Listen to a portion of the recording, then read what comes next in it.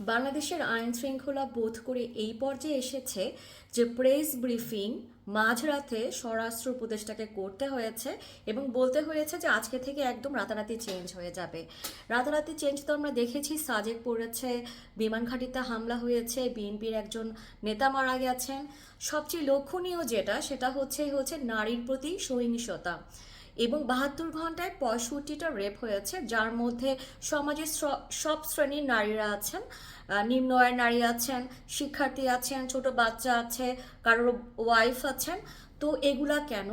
এগুলা একটা ব্যাপার যদি আপনারা দেখেন যে তৌহিদি জন্মতার কিছু সিমটম আমরা দেখেছি নারীদের প্রতি সহিংসতা, এবং ইউনূস গভর্নমেন্ট অবৈধভাবে ক্ষমতা নেবার পরই সব জঙ্গি এবং সন্ত্রাসী ধর্ষণকারী সবাইকে ছেড়ে দিয়েছেন। তো একটা সিমটম হচ্ছে এরকম যে নারীরা বাইরে কেন, নারীরা ঘরে ফিরে যাও, কারণ তোমরা নিরাপদ না। এটা একটা বাইনারি উঠিয়ে হতে পারে, এমনকি জাহিলি যুগে যেমন করা হয়েছিল, নারীরা তোমরা ঘরে চলে যাও, তোমরা যদি বাইরে থাকো তোমার আক্রমণ হবে, রেপ হবে, সো তোমাদের জন্য বাসাটা সেফ। হয়তো বা তৌহিদি জনতার কাছ থেকে আসতে পারে যে আজ থেকে আমাদের মা বোনেরা ঘরে থাকবে, সো নারীর ক্ষমতায়ন বন্ধ করতে হবে।